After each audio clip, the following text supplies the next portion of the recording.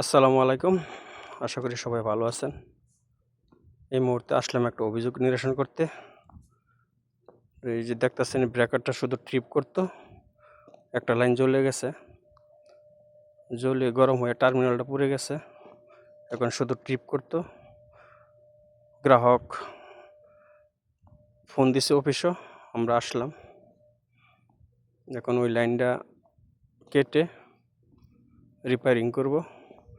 ব্রেকারটা change করার দরকার ছিল, কিন্তু এই মুহূর্তে আমার কাছে ব্রেকার নাই, যার জন্য ব্রেকারটা দুইটা লাইন ঠিক আছে, দুইটা লাইন সরাসরি ব্রেকারের মধ্যে চলতেছে, আরেকটা লাইন সরাসরি আমি মিটারের দিয়ে দিব, যেহেতু আমার কাছে কোনো ব্রেকার নাই।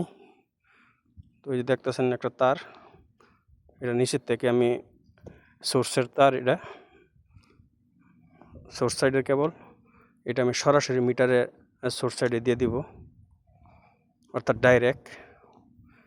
যেহেতু আমার কাছে ব্রেকার নাই, করার কিছু নাই, কাজটা করে রিপোর্ট করে দিব অফিসে, আরেকটা গ্রুপ এসে ব্রেকারটা চেঞ্জ করে দিবে। তো সবাই দোয়া করবেন। আর এই ধরনের কাজগুলো সাধারণত চালু লাইনেই করে থাকি, কারণ এই ধরনের কাজে লাইন বন্ধ করার কোনো পারমিশন থাকে না, যার জন্য চালু লাইনই করলাম। তো তারটা লাগাইয়া দিলাম, তারটা লাগাইয়ে বাকি যে নাট বল্টুগুলি আছে সব আমি চেক দিলাম যে ঠিকঠাক আছে কি না। আমি সবসময় এই ধরনের কাজ করি। তা সবাই ভালো থাকবেন, সুস্থ থাকবেন, আমার জন্য দোয়া করবেন।